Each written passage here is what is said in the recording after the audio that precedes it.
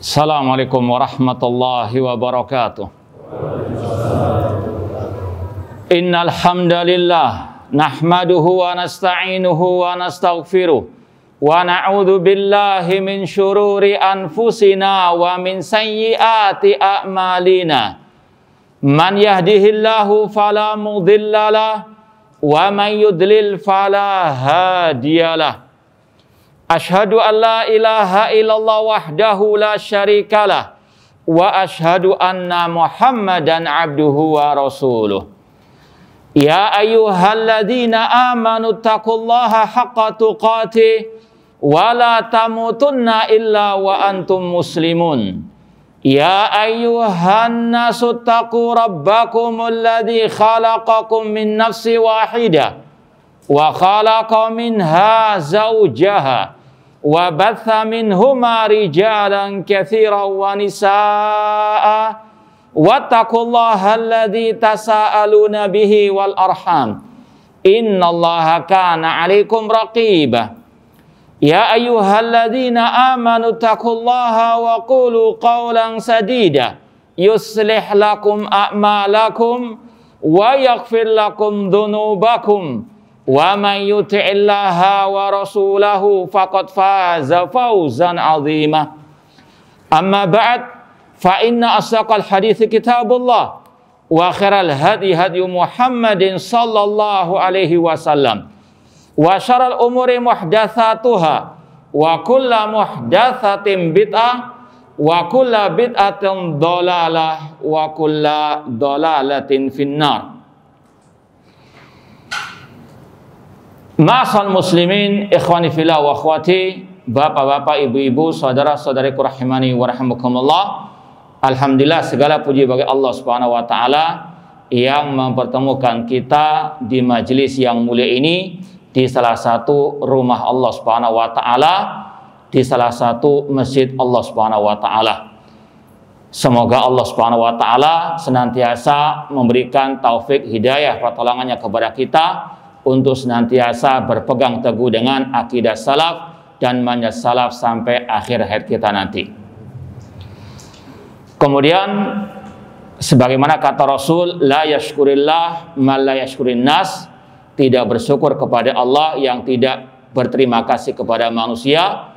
Maka kami mengucapkan banyak terima kasih terutama kepada takmir masjid yang telah memfasilitasi kita untuk bisa kita mengadakan bedah buku wasiat salaf, dan juga kita ucapkan banyak terima kasih kepada panitia yang mencurahkan tenaga, waktu, dan semuanya untuk bisa terselenggaranya acara ini dengan seizin dari Allah Subhanahu wa taala. Semoga ini semuanya sebagai pemberat timbangan amal kebaikan kita di akhirat kelak. Ma'asal muslimin, ikhwani fillah wa akhwati rahimani wa rahimakumullah. Sebagaimana yang kita ketahui bersama, setiap muslim muslimah dalam beragama ini wajib untuk kembali kepada Al-Quran dan Sunnah dengan pemahaman para salafus saleh, yaitu para sahabat, tabi'in, dan para tabi'u at-tabi'in. Tidak ada pemahaman yang benar dalam memahami Al-Quran dan Sunnah kecuali pemahaman para salafu as-saleh. Ini yang harus kita pahami bersama. Oleh karena itulah kewajiban kita senantiasa untuk mempelajari dan terus mempelajari akidah dan juga manhaj salaf, demikian pula wasiat-wasiat emas mereka. Ya. Karena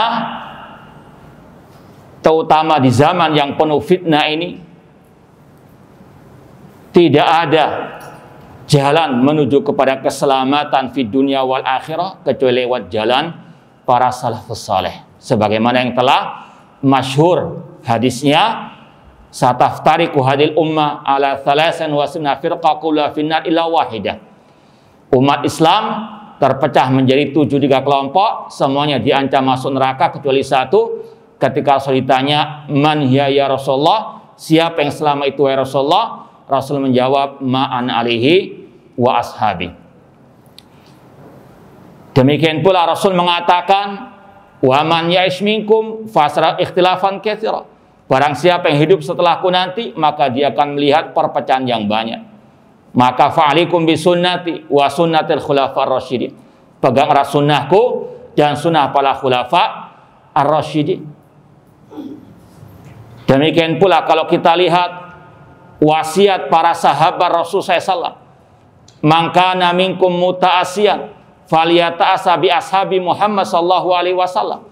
Barang siapa yang ingin mencari suri teladan, jadikanlah para sahabat sebagai suri teladan. Demikian pula Imam Al-Auza'i rahimahullah mengatakan, "Isbir ala sunnah." Bersabarlah dalam berpegang teguh dengan sunnah Rasul, sunnah para sahabat Rasul. "Waqif haitsu waqafal qaum." Berhentilah kemana mereka berhenti. "Wa kufa amma kafu anhu." Cegahlah apa yang mereka cegah. "Wa qul bima qalu." Ucapkanlah apa yang mereka ucapkan. "Fa innahu yasi'u kama wasi'ahu." Karena itu yang melapangkan kalian sebagaimana yang telah melapangkan mereka. Demikian pula Imam Ahmad mengatakan, "Usul sunnah indana atamasuk bima kana ala ashab Rasul sallallahu wal iktida'u bihim." Prinsip-prinsip akidah kami adalah berpegang teguh dengan ajaran para sahabat Rasul sallallahu alaihi wasallam. Imam Malik mengatakan, "Lan yusliha akhir hadil ummah illa ma aslaha awwalaha." Tidak akan memperbaiki generasi akhir umat ini kecuali apa yang menjadikan generasi awal umat ini, yaitu para sahabat, mereka jaya mulia dan menang di atas muka bumi ini. Sekali lagi, ma'asal muslimin, ikhwani fillah wa akhwati rahimani wa rahimakumullah, dalam kita beragama ini harus senantiasa kembali kepada pemahaman para salafus saleh dalam segi ilmu, amal maupun ad-dakwah, dalam segi akidah maupun manhaj, dalam segala bidang kehidupan beragama ini. Sedikit mukaddimah yang kita sampaikan tadi masih ada kaitan dengan tadi yang disampaikan al-wasaya as-saniyah lit-taibin ila salafiyah. Sudah pegang semua bukunya? Nah, ya mungkin nggak bisa kita baca semua yang tertulis di situ, kita mungkin cuplik sebagiannya. Sedikit mengenai terjemahan ya. Buku ini, sebetulnya buku ini sudah kita terjemahkan kurang lebih 16 tahun yang lalu. Ya. Ini buku Wasaya As-Saniyah kita terjemahkan tahun 2005 di majalah. Waktu itu kita tulis di majalah. Ya. Jadi kurang lebih 16 tahun yang lalu sudah kita terjemahkan buku ini. Insya Allah kalau antum lihat di internet ada makalah ini. Cuma bukan dalam bentuk buku yang antum alhamdulillah sudah memperolehnya. Ya, dan kita juga mengucapkan terima kasih kepada panitia yang telah mencetak buku ini. Ya, sekali lagi secara asal terjemahan ini sudah ada sekitar 16 tahun yang lalu. Ya, sudah kita terjemahkan dan kita muat di sebuah majalah dan juga disebarkan di internet. Kemudian diterbitkan dengan sedikit tambahan dan juga revisi. Ma'asal muslimin ikhwani fillah wa akhwati rahimani wa rahimakumullah. Buku kecil ini sebagaimana yang disampaikan oleh Al-Ustadz Umar tadi, sebetulnya ada yang kurang pas di sini sebetulnya. Ya. Apa kira-kira? Nah, ada yang tahu enggak? Ya, masa moderatornya S2, pembicaranya S1 di sini. Ya, MPDI cuma L sih, pas sebetulnya. Sebenarnya tukar sebetulnya ya. Ya. Jazakallah khairan. Ya, sekali lagi buku kecil ini sangat bermanfaat, terutama bagi yang baru mengenal dakwah salafiyah. Meskipun juga sangat bermanfaat bagi yang sudah bertahun-tahun ikut manhaj salaf, yang ikut dakwah salafiyah. Di antaranya untuk mengokohkan akidah dan manhaj kita, sebagaimana akan kita jelaskan. Ya, terutama bagi para pemula atau yang istilah sekarang yang baru berhijrah. Karena kalau lihat fenomena di akhir-akhir ini, banyak yang yatasaqatun, berguguran di tengah jalan. Mungkin antum sudah tahu sekali, dulu ada pabrik-pabrik figur yang katanya mau ikut dakwah salafiyah. Namun sekarang sudah apa? Membelot, sedang apa? Sudah menyimpang. Sudah bertobat dari dakwah salafiyah. Betul enggak? Nah, ini fenomena yang waqi' laisa lahu min dafi', yang nyata, yang kita dengar, kita lihat sendiri. Bahkan lebih dari itu, yang mungkin sudah puluhan tahun ikut dakwah salafiyah, juga banyak yang yatasaqatun, berguru-guran di tengah jalan. Ada yang mengaku dengan terang benderang taubat dari dakwah salafiyah. Nas'allahu ta'ala as-salamata wal afiyah. Semoga Allah menyelamatkan kita dari hal-hal tersebut. Ini salah satu faedah kita mempelajari kuteb buku kecil ini. Ya, langsung saja kita buka halaman ketiga. Ya, sekali lagi kita nggak mungkin membaca semuanya, kita akan baca sebagian, kita syarah sedikit. Di halaman 3 setelah khutbatul hajah, al-muallif wallahu alam, beliau insyaallah termasuk dari salah satu murid Syekh Muqbil bin Hadi Al-Wadi'i rahimahullah ta'ala, dan sudah antum baca juga mungkin buku ini telah dimurajaah oleh Syekh Rabi bin Hadi wafaqahullah, kemudian juga oleh Syekh Abdul Malik Ramadhani hafidhallahu ta'ala. Di awal setelah muqaddimah atau khutbatul hajah, beliau mengatakan, aku memuji Allah yang maha mulia atas nikmatnya yang begitu banyak yang diberikan kepada umat ini secara umum dan kepada Ahlus Sunnah wal Jamaah secara khusus. Ini harus kita camkan dalam diri kita. Nanti juga akan ditegaskan pada wasiat pertama beliau, bahwasanya salah satu nikmat Allah atas kita, nikmat kita dijadikan oleh Allah Subhanahu wa taala sebagai Ahlus Sunnah wal Jamaah. Semoga Allah memberikan kepada kita keistiqomahan di atas akidah Ahlus Sunnah, manhaj Ahlus Sunnah yang hak sampai akhir hayat kita nanti. Ini adalah nikmat yang harus kita syukuri. Meskipun banyak juga onak dan durinya, meskipun banyak halangan dari rintangannya, namun sebagaimana pesan Imam Al-Auza'i tadi, isbir ala sunnah, bersabarlah dalam berpegang teguh dengan sunnah. Kita punya harta, itu nikmat, harus kita jaga. Apalagi nikmat sunnah Rasul, sunnah para sahabat Rasul sallallahu alaihi wasallam. Dan tetap harus apa? Istiqamah. Kemudian kata beliau, dialah yang telah menerangi jalan mereka sehingga mereka bisa melihat dan merasa tenang.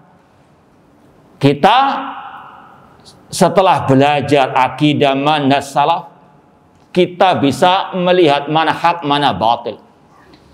Tanpa akidah manhaj salaf tidak mungkin kita bisa melihat mana hak mana batil. Makanya para ulama ketika membahas hadis perpecahan umat, mereka mengatakan bedanya ahlul haq, ahlul batil atau ahlus sunnah dengan al bidah, ini masalah al akidah. Perpecahan yang Rasul maksudkan perpecahan dalam masalah al akidah. Nanti akan ada penjelasan lagi lebih lanjut masalah ini. Kemudian kata beliau, bagaimana mereka tidak dapat melihat dan tidak bisa merasa tenang, sedangkan mereka mencari penerang petunjuk dari Al-Quran dan As-Sunnah sesuai dengan pemahaman para salafus saleh. Ini pedoman hidup kita. Semuanya ditimbang dengan qala Allah wa qala Rasul wa qala as-sahabah. ucapan siapapun, statement siapapun, timbang kembali dengan qala Allah wa qala Rasul wa qala as-sahabah. Yang dengan inilah kita tenang, kita mantap di atas akidah dan manhaj mereka. Kalau kita nggak punya pegangan yang kuat Al-Quran dan Sunnah dengan pemahaman para salafus saleh, maka cepat mudah terombang-ambing dengan arus yang batil, yang sesat dan menyesatkan. Makanya para ulama ketika menyebut di antara keistimewaan Ahlus Sunnah wal Jamaah al-firqatin najiyah, sabatuhum alal haq, kokohnya mereka di atas kebenaran, tidak mencela-menceli, tidak pelin-pelan. Kenapa? Karena pedoman hidup mereka qala Allah wa qala Rasul wa qala as-sahabah. Tidak mudah terombang-ambing oleh arus sekencang apapun arus tersebut. Karena apa? Sekali lagi pedoman mereka kokoh. Oleh karena itulah Syekh Abdul Razak bin Abdul Muhsin Al-Abbad Al-Badr punya sebuah buku kecil tentang sabatu aqidatis salaf, kokohnya akidah para salaf. Dan beliau sebutkan kenapa mereka kokoh di atas akidah tersebut. Karena sekali lagi pondasinya kuat. Kemudian ikhwani fillah wa akhwati rahimani wa rahimakumullah, di muqaddimah penulis yaitu Syekh Ahmad Asy-Syaihi hafizallahu taala, beliau menyebutkan ada fenomena orang-orang yang di halaman keempat, ya, kata beliau, dikala sebagian manusia menyimpang dari jalan mereka dan tidak menentu arahnya, sehingga mereka naudzubillah terfitnah dengan syubhat yang menyesatkan dan mereka tenggelam dalam syahwat. Meskipun demikian, alhamdulillah masih banyak dari manusia yang ingin bertobat kepada Allah. Artinya sekali lagi, di tengah orang-orang yang menyimpang dari ajaran Rasul, para sahabat Rasul, ada orang-orang yang Allah berikan hidayah, terutama orang-orang yang awam, orang-orang yang di atas fitrah salimah, ya. Mereka mungkin hanya ikut-ikutan arus, tapi ketika mereka mendapatkan hidayah dari Allah Subhanahu wa taala, mereka berpaling dari kesesatan menuju kepada kebenaran Al-Quran dan Sunnah dengan pemahaman para salafu as-saleh. Ya. Mungkin mereka pernah terpengaruh dengan kelompok-kelompok sesat, seperti tadi kelompok Ikhwan Muslimin, kelompok-kelompok Harokah, atau bahkan kelompok teroris. Ya. Ketika mereka mendapatkan hidayah sunnah, mulai mereka meninggalkan ajaran-ajaran tersebut. Ya. Ini yang ditekankan oleh penulis, ya, tentang orang-orang yang baru berhijrah. Kata beliau di halaman yang kelima, tidak diragukan lagi bahwa taubatnya mereka kepada manhaj salafi sangat menggembirakan kita semuanya. Kalau ada orang yang taubat dari kesesatan kepada petunjuk, dari penyimpangan kepada kebenaran, ini sesuatu yang menggembirakan. Namun kata beliau dari halaman 6, akan tetapi rasa gembira ini diiringi oleh rasa sedih dan duka atas apa yang kami temui dan yang kami saksikan pada sebagian mereka yang bertobat ke jalan salaf dari rasa bimbang dan bingung. Ini sekaligus, ya, ada rasa gembira melihat fenomena banyak manusia yang masuk ke dakwah salafiyah. Ya mungkin sekedar share pengalaman kisah, ya. Kita alhamdulillah hidup di Surabaya, mengenal awal-awal dakwah salafiyah di Surabaya sekitar tahun 94-an, ya. Mungkin sebagian belum ada yang lahir, ya. Ya, itu kajian dakwah salafiyah bisa dihitung dengan, ya, satu apa ini? Telapak tangan saja. Jarang kajian rutin, ya. Alhamdulillah, anak pribadi awal kali ikut kajian dakwah salafiyah bersama Al-Ustadz Walid, Al-Ustadz Abdurrahman bin Abdul Karim At-Tamimi, hafidhallahu ta'ala. Waktu itu kita belajar pertama kali kepada beliau Al-Usulul Thalatha tahun 94. Itu kajian ya sangat langka di tahun itu. Insya Allah yang hidup di Surabaya tahun itu bisa memberikan komentarnya nanti, ya, bahwasanya sangat jarang sekali dakwah salafiyah atau kajian-kajian dakwah salafiyah. Alhamdulillah sekarang muncul di mana-mana dakwah salafiyah, bukan di Surabaya, di mana-mana. Ya. Namun sekali lagi tadi ada fenomena yang juga memprihatinkan, yaitu seperti yang kita contohkan tadi, fenomena orang yang hijrahnya hanya namanya saja, casingnya saja, namun isinya, hatinya, akidahnya sangat jauh dari dakwah as-salafiyah. Ini yang perlu untuk diobati. Ya, kata beliau, akan tetapi rasa gembira ini diiringi oleh rasa sedih dan duka atas apa yang kami temui dan yang kami saksikan pada sebagian mereka yang bertobat ke jalan salaf dari rasa bimbang dan bingung. Kenapa hal ini? Dikarenakan banyaknya syubhat yang ditebarkan oleh ahli batil yang mengombang-ambingkan mereka ke kanan dan ke kiri. Yang mengombang-ambingkan bukan hanya yang di luar, bahkan yang di dalam juga demikian. Yang mereka mengaku dai-dai ahlu sunnah, dai salafi, namun mereka menyebarkan banyak asyubhat. Nanti akan kita sebutkan sebagiannya.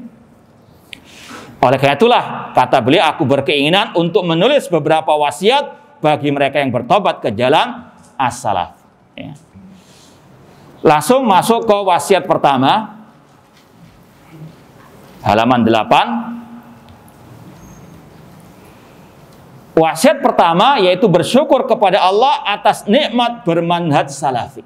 Ini yang kita sampaikan tadi, Syekh menegaskan kembali. Kita tahu akidah salaf, manhaj salaf ini nikmat yang luar biasa. Meskipun antum nggak punya kuota, nggak punya pulsa, banyak-banyak bersyukur masih tahu akidah salaf, manhaj as-salaf.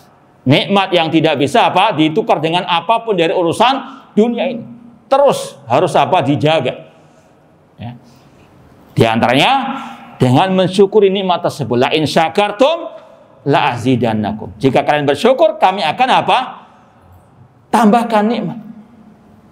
Jangan banyak mengeluh. Ikut salafi ini kok berat. Sikit-sikit bid'ah, sikit-sikit haram, sikit-sikit membantah. Banyak ditinggalkan oleh naudzubillahi min dzalik. Enggak bersyukur dengan nikmat al-haq.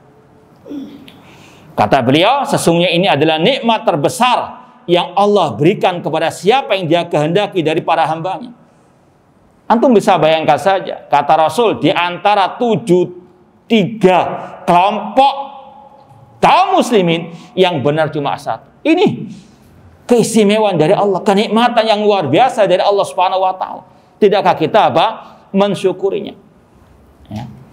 Makanya banyak ungkapan-ungkapan dari ulama salaf tentang hal ini. Betul-betul menjiwai apa yang kita rasakan dari akidah manhaj salaf, betul-betul nikmat yang luar biasa. Ini kita nukilkan dari kitab Syarh Sunnah, kitab Asyarh wal Ibana, atau yang disingkat dengan Al-Ibana As-Sughra, yang kita masih kaji meskipun masih off atau online lewat FB. Kitab Al-Ibana As-Sughra oleh Imam Ibnu Battah Al-Bari yang wafat tahun 387 Hijriah. Di muqaddimah ini mirip dengan yang diungkapkan oleh penulis di sini. Kata beliau, alhamdulillahilladzi asbagha alaina ni'amahu wa dhahara ladaina minanahu wa ja'ala min ajalliha qadran wa a'dhamiha khataran an hadana li ma'rifati wal iqrar bi rububiyyatihi wa ja'alana min atba'i dinil haq wa asya'i millati sidqi. Kata beliau, segala puji bagi Allah yang telah mencurahkan kepada kami banyak nikmatnya, yang memberikan kepada kami anugerah-anugerahnya, dan yang paling mulia, yang paling agung dari nikmat tersebut, Allah berikan hidayah kita semuanya untuk mengenalnya dengan memahami at-tauhid, baik itu tauhid rububiyah ataupun yang lainnya, rububiyah, uluhiyah, asma dan as-sifat, dan Allah menjadikan kita sebagai pengikut kebenaran. Ya. Kemudian beliau tegaskan lagi, falaul hamdu nahmaduhu wa nusni alaihi bima istana indana an hadana lil Islam wa 'allamana wa wafaqana lis sunnah. Segala puji bagi Allah, kami memujinya atas anugerah yang Allah berikan kepada kami, dengan diantaranya memberikan hidayah kepada Islam dan memberikan taufik kepada sunnah Rasulullah SAW. Ya, dan beliau juga menukil ucapan ulama tabi'in yang bernama Abul Aliyah yang semakna dengan tadi. Kita bacakan, qala Abul Aliyah. Abul Aliyah dari ulama tabi'in berkata, nikmatani lillahi alayya la adri ayyuhuma afdal. Kata Abul Aliyah, ada dua nikmat Allah atasku yang aku tidak tahu mana yang paling afdal. Apakah nikmat dunia? Tidak. Kalau salafus saleh banyak mewasiatkan kita urusan ad-din, ya, tanpa mengesampingkan tentunya urusan dunia, mengingkari hal tersebut. Kata Abul Aliyah, dua nikmat Allah atasku yang aku tidak tahu mana yang lebih afdal. An hadaniya lil Islam wal ukhra an asamaniya minar rafidah wal haruriyah wal murji'ah wal qadariyah wal ahwa. Kata beliau, apakah Allah memberikan hidayah aku kepada Islam, atau nikmat yang lainnya Allah menjagaku, melindungiku, menyelamatkanku dari ajaran kelompok Syiah Rafidah, kelompok Khawarij, kelompok Murji'ah, kelompok Qadariyah, dan semua kelompok-kelompok sesat. Ini kata Abul Aliyah, nikmat Allah yang paling mulia, yang paling agung. Bahkan beliau mengatakan, aku ya tahu lagi mana yang lebih afdal antara nikmat aku bisa merasakan nikmat Islam atau nikmat di atas sunnah, jauh dari nikmat, jauh dari ajaran-ajaran yang sesat dan menyesatkan tersebut. Dan mungkin juga kita ingat ucapan Fudail bin Iyad rahimahullah, ma'an amallahu abdan nikmatan a'dhama min an arrafahum la ilaha illallah. Kata Fudail bin Iyad rahimahullah, tidak ada nikmat yang Allah berikan kepada hambanya yang lebih besar daripada Allah memahamkan seorang hamba kepada kalimat tauhid la ilaha illallah. Nikmat akidah, nikmat manhaj salaf, ini sekali lagi luar biasa. Maka sekali lagi harus betul-betul kita mensyukurinya. Ya. Tapi yang namanya nikmat, pasti ada orang yang hasad, iri dan dengki. Ya. Seperti ungkapan sebagian orang, ya, kita yang beli AC yang panas sana, bukan kedinginan, yang panas sana, karena odornya. Ya. Kata para ulama, inna likulli nikmatin hasida. Setiap nikmat ada orang-orang yang hasad. Ya. Naudzubillahi min dzalik. Sebagaimana orang Yahudi hasad kepada ahli Islam, hasadan min indi anfusih. Kok Nabi datang dari Arab, bukan dari Bani Israel? Hasad mereka, tidak mau kebenaran. Ya. Maka sekali lagi ini harus kita pahami bersama. Namanya nikmat itu banyak orang-orang yang hasad, iri dan dengki. Sebagaimana kita posting di medsos kita kapan lalu, ucapan Syekh Ibrahim Ar-Ruhaili hafidhallah ta'ala, seorang masyayikh al-sunnah di negeri, di kota Al-Madinah, dan alhamdulillah kita banyak menimba ilmu dari beliau. Di antara kitab As-Sunnah Al-Khallal, beliau mengatakan bahwasannya lewat pengalaman beliau, ya, ketika banyak orang yang memboikot beliau mengatakan, tidaklah yang membenciku atau memboikot kajianku kecuali dua orang, yang hasad atau yang kena syubhat. Orang yang hasad tidak akan berhenti sampai nikmat hilang dariku, atau orang yang terkena syubhat itu hilang syubhatnya. Namun kata beliau, al-hasid asyad. Orang yang hasad itu apa? Lebih parah.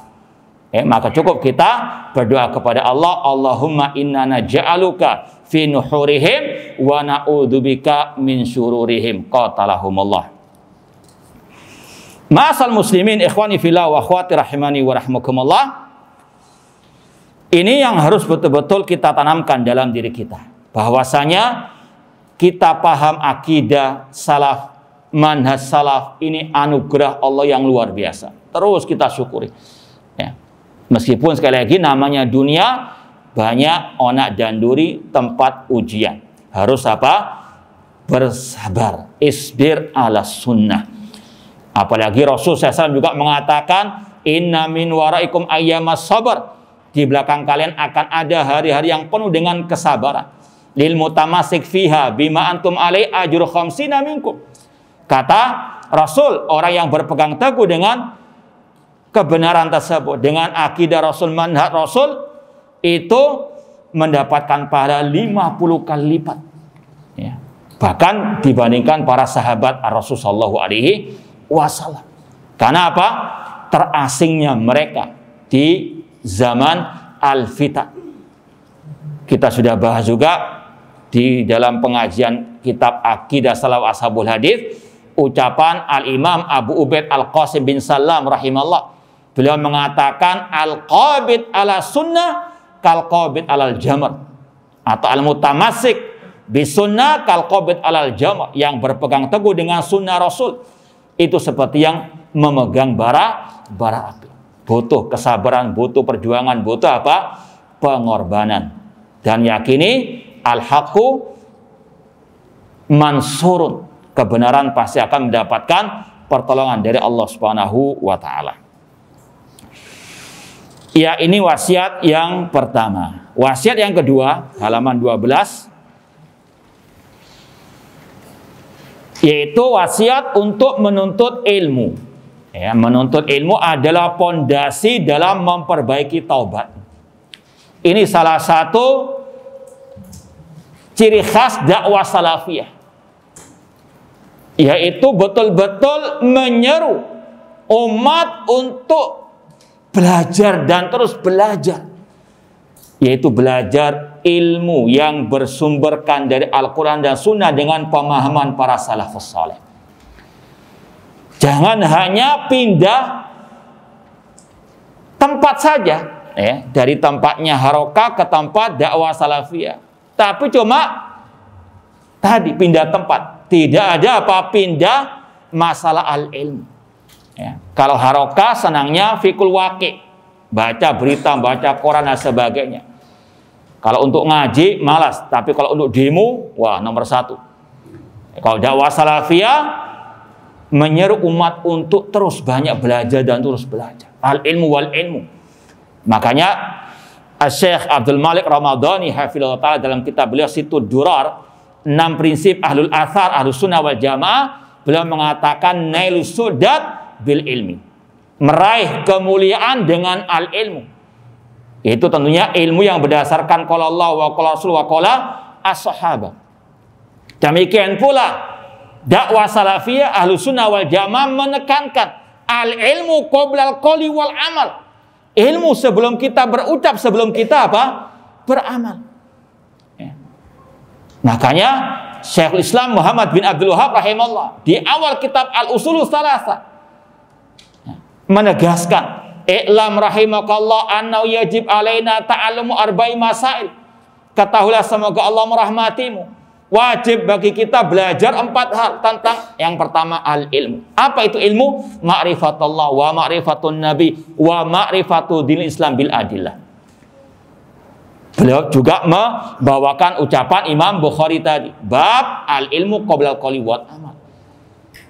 Ini dulu yang kita isyaratkan tadi, awal kita dulu belajar dakwah salafiyah, belajar tentang tauhid, tentang akidah, di antaranya kitab Al-Usulus Tsalatsa. Ya. Itu ciri khas dakwah salafiyah dulu. Nggak tahu sekarang. Hah? Ada ya sedikit perubahan ya. Namun naudzubillah min dzalik, Semoga Allah Subhanahu wa taala tetap memberikan kepada kita keistiqomahan menyuarakan dakwah salafiyah, walau karihal kafirun, walau karihal munafiqun, walau karihal makirun alhasidun, wa makaru wa makarallah, wallahu khairul makirin. Namun sekali lagi, dakwah salafiyah senantiasa menyeru untuk al-ilmu qoblal qoli wal amal. Dan ini sering kita tegaskan. Jangan asbun, jangan askom, apalagi di medsos, ya. Jangan asal posting, jangan asal menerima postingan kecuali alal ilmi, di atas ilmu, ya.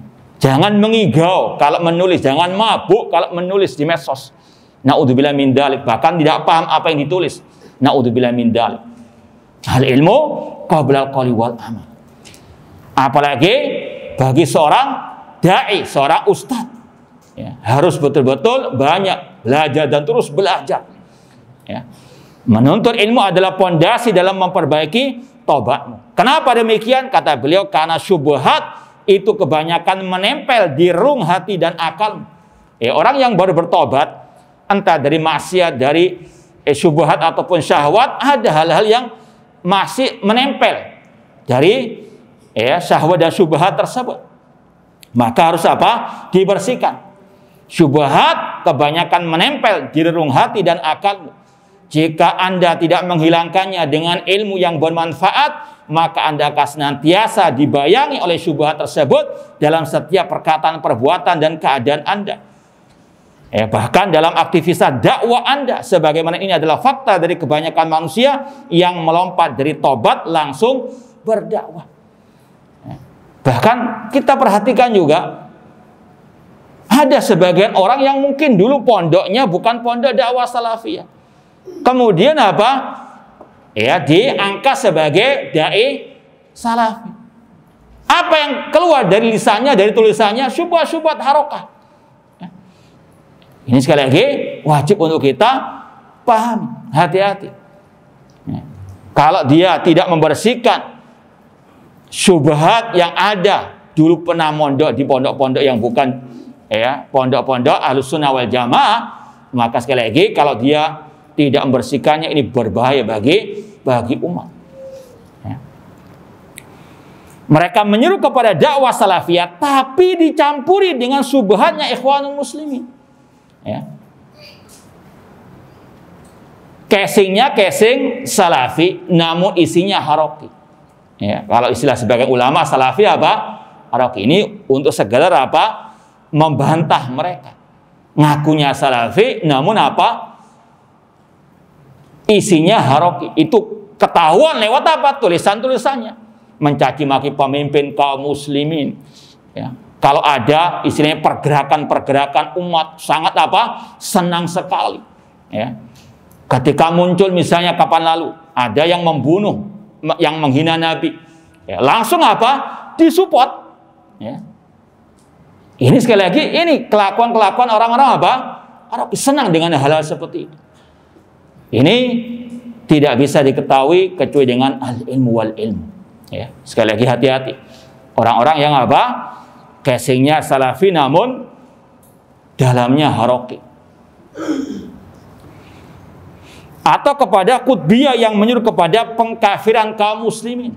Ini tokohnya kelompok teroris, Said Qutb, yang menyuruh kepada takfir kaum muslimin. Ahlussunnah dakwah salafiyah sangat jauh dari ajaran al-Qutbiyah, pengkafiran terhadap pemimpin kaum muslimin, apalagi kepada kaum muslimin secara umum. Atau kepada Sururiyah Hizbiyah. Sururiyah itu kelompok yang lahir dari rahimnya kelompok ikhwan muslimin. Insya Allah sudah sering kita sampaikan, kelompok ikhwan muslimin yang didirikan oleh Hasan al-Banna di Mesir, yang sekarang sudah dilarang juga di sana di Saudi Arabia. Ini yang menelurkan banyak penyimpangan-penyimpangan, kelompok-kelompok yang sesat menyesatkan. Dari kelompok ikhwan muslimin lahir kelompok Al-Qaeda, Usama bin Laden, kemudian lahir dari Al-Qaeda ISIS. Demikian pula pemikiran mereka ini banyak merusak Islam dan kaum muslimin. Ya, di antaranya kelompok Sururiyah. Kelompok Sururiyah ini ingin memadukan antara dakwah salafiyah dengan ikhwaniyah, kelompok ikhwan muslimin. Di antara ajaran sesatnya mengatakan pelajaran kitab-kitab akidah salaf itu sudah tidak relevan, istilahnya begitu. Kering, tidak bisa menggerakkan umat untuk demo, untuk kudeta. Ya. Ini salah satu kesesatan mereka. Menggembosi kajian akidah salaf. Ya, itu intinya. Jadi, antum bisa menilai kalau orang-orang yang suka menggembosi kajian akidah salaf ini ada pemikiran-pemikiran apa? Iya, Sururiyah, Ikhwaniyah, Hizbiyah. Naudzubillah min dzalik. Kemudian kata beliau, maka dakwah mereka kepada salafiyah tercampur dengan manhaj atau metode tertentu dengan dasar syubhat yang senantiasa menemaninya sebelum bertobat dan belum dimusnahkan. Maka sekali lagi ahli ilmu wal ilmu. Demikian pula ini tidak ditujukan hanya kepada yang baru menuntut ilmu tentang dakwah salafiyah, bahkan yang sudah lama tapi juga terkena syubhat-syubhat tersebut harus dibersihkan dengan ilmu, yaitu ilmu tentang al-aqidah. Ini sekali lagi garis pemisah antara ahlul haq dengan al-batil, al-sunnah, al-bidah, akidah salaf. Ya, kalau kita mau tahu mana al-haq, mana al-batil, ini garis pemisahnya masalah al-aqidah wal manhaj. Ada sebagian orang yang tadi casingnya salafi, namun apa dalamnya menyeru kepada kepemimpinan dalam berdakwah. Wah, kalau di Surabaya misalnya, kalau mengadakan kajian harus izin dulu Ustadz Fulan, ya. Harus ada apa? Untuk nggak dibayar sekalian, ya. Ini ada gejala seperti itu. Harus izin dulu, kalau nggak izin, wah, langsung apa di boikot, langsung apa di provokasi. Ya. Ini wakil laisa lahu min dafi qatalahumullah. Yang ini menyuruh kepada kepemimpinan dalam apa? Berdakwah. Kalau nggak mau sami'na wa ata'na kepada ya si fulan itu nanti akan apa? Tadi diserang habis-habisan. Ya, ini namanya apa? Hizbiyah. Sebagaimana kelompok ikhwan muslimin dan yang lainnya. Yang lain menghancur leburkan sebagian pokok manhaj salafi dengan alasan hal tersebut seperti membantah atau mentahdir penyimpangan, menyebabkan kerasnya hati atau memutuskan hubungan persaudaraan. Kata mereka, harus kita apa? Menjalin ukhuwah Islamiyah dengan apa? Diam, tidak boleh berbicara ini sesat, ini menyesatkan, ini bid'ah ataupun syirik. Musuh kita sekuler, musuh kita komunis dan sebagainya. Maka kata para ulama, Rasul saja ketika jihad, perang, ya, namanya perang butuh apa? Kekuatan yang besar dari persatuan musuh atau dari persatuan apa? Pasukan melawan musuh. Tapi Rasul ketika melihat kemungkaran, penyimpangan tidak diam, meskipun dalam apa? Waktu perang. Dalam hadis tentang masalah apa? Perang Hunain. Ketika ada sebagian sahabat yang baru masuk Islam minta dibuatkan pohon keramat, Rasul marah, Rasul tegur. Tidak ada kata-kata wah kita lagi perang nggak usah nahi mungkar, nggak usah apa melarang kesyirikan, kebid'ahan, tidak. Rasul larang, tetap Rasul apa ingkari. Apakah perbuatan Rasul ini memecah belah persaudaraan, memecah belah umat dikala jihad? Naudzubillahi min dzalik. Inilah bedanya Rasul dengan mereka. Inilah bedanya manhaj para sahabat, para salaf dengan mereka. Kemudian pada halaman 14, ya, di antara mereka yang mengaku dai salafi atau salafi, namun memiliki pemikiran tahyijiyah, pergerakan untuk apa? Membenci pemimpin kaum muslimin. Seperti yang kita sampaikan tadi. Padahal jelas-jelas kata para ulama mencaci maki pemimpin kaum muslimin itu bid'ah sabaiyah. Bid'ahnya Abdullah bin Sabah. Kok masih apa? Diikuti. Ahlus sunnah wal jamaah sangat kental dengan pembahasan masalah sikap bijak terhadap pemimpin kaum muslimin. Hampir dalam kitab-kitab akidah salaf dibahas tentang masalah hal tersebut. Mendengar dan taat kepada pemimpin kaum muslimin, tidak boleh memberontak terhadap pemimpin kaum muslimin. Dan salah satu jalan menuju kepada pemberontakan yaitu apa? Al-lisan, caci makian terhadap pemimpin kaum muslimin. Dan itu yang pernah terjadi di zaman Al-Khalifah Rasyid Utsman bin Affan radhiyallahu taala anhu. Bagaimana beliau terbunuh? Di antara sebabnya karena apa? Tadi provokasi Abdullah bin Sabah al-Yahudi yang mencaci maki beliau dan disebarkan kepada kaum muslimin. Orang-orang awam khususnya terprovokasi sampai terjadi apa? Pembunuhan terhadap Din Nurain radhiyallahu taala anhu. Maka hati-hati dengan apa? Orang-orang yang menyuruh kepada provokasi tersebut. Semuanya di atas namakan salafiyah. Kepada Allah lah aku mengeluh, inna lillahi wa inna ilaihi raji'un. Kemudian kenapa kok kita harus semangat belajar ilmu terutama masalah akidah salaf? Karena kadang-kadang syubhat itu mengombang-ambingkan lalu merubah arahmu dari bertobat kembali ke salafiyah sehingga Anda menjadi bingung atau Anda menyeru kepada syubhat itu sedang Anda merasa benar padahal itu adalah kebatilan yang jelas. Bahkan kata beliau, berapa banyak orang yang mengaku-ngaku salafi dan berilmu yang mempermainkan, mengombang-ambingkan para pemuda yang bertobat kepada Allah. Ini sangat berbahaya.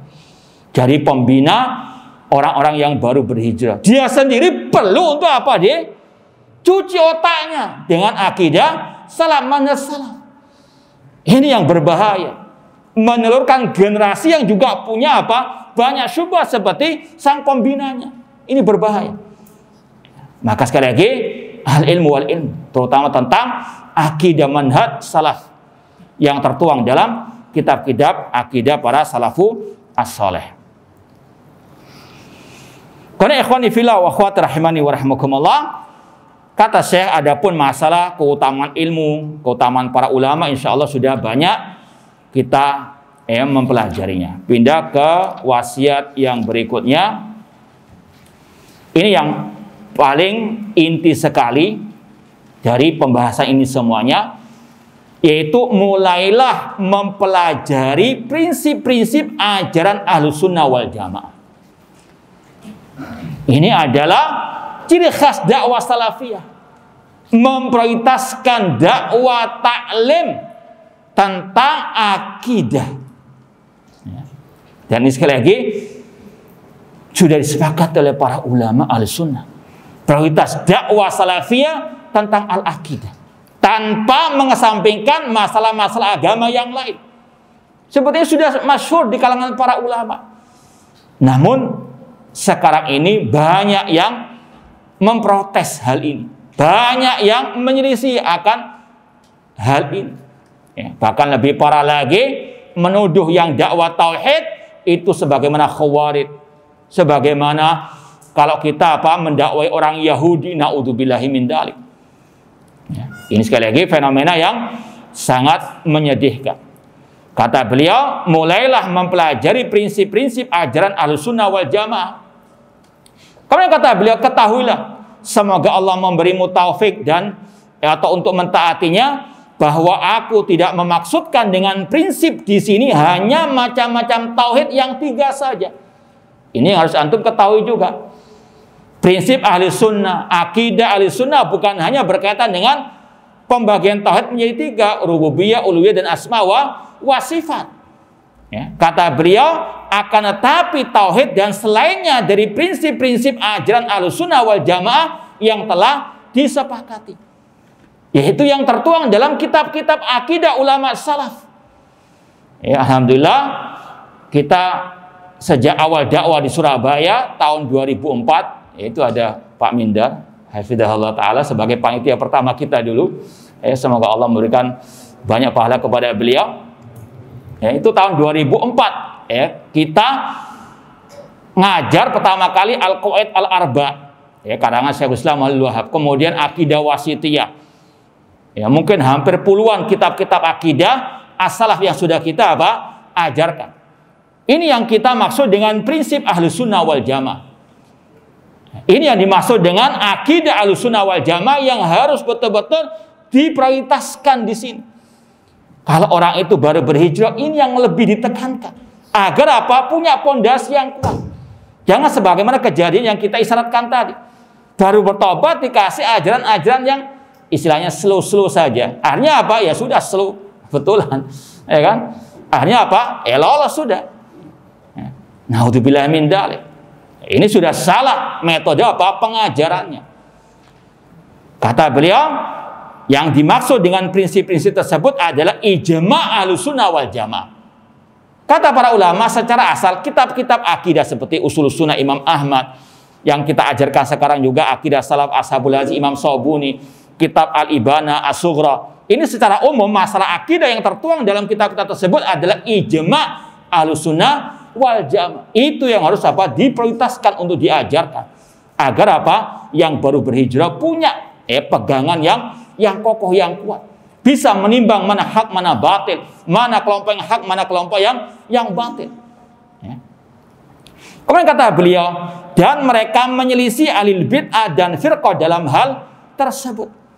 Ya, seperti masalah wala wal bara, cinta dan benci. Ya. Ini kita mau sarah sedikit, kita nukilkan dari ucapan Syekh Abdul Aziz Ar-Rayis hafidhallahu ta'ala, yang juga sudah kita posting dan kita terjemahkan. Syekh Abdul Aziz Ar-Rayis ketika mensarah kitab Al-Ushul Tsalatsa, beliau mengatakan bahwasanya tidak cukup orang itu hanya apa? Memahami tauhid dengan pembagian yang 3 saja.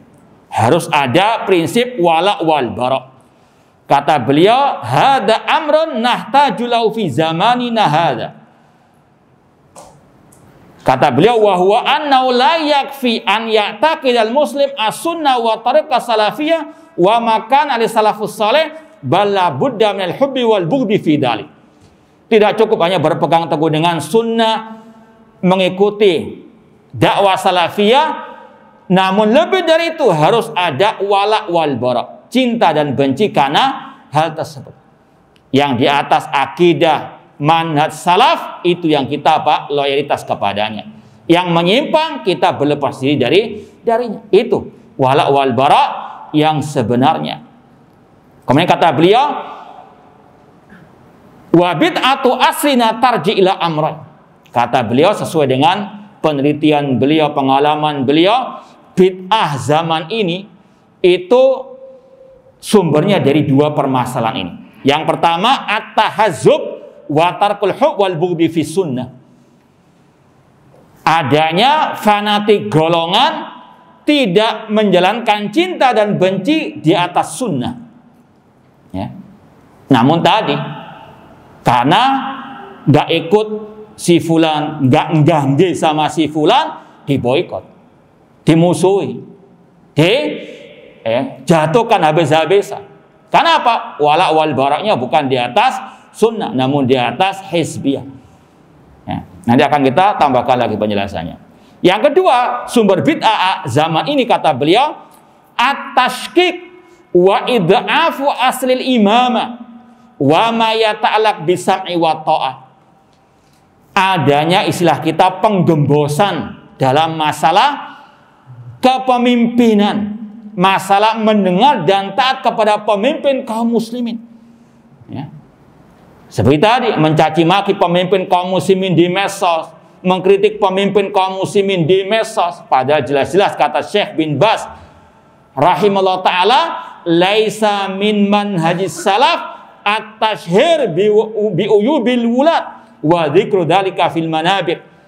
Kata Syekh Abdul Aziz bin Baz rahimahullah, bukan termasuk manhaj salaf mencaci maki pemimpin kaum muslimin di hadapan umum atau menyebutkannya di mimbar-mimbar kajian.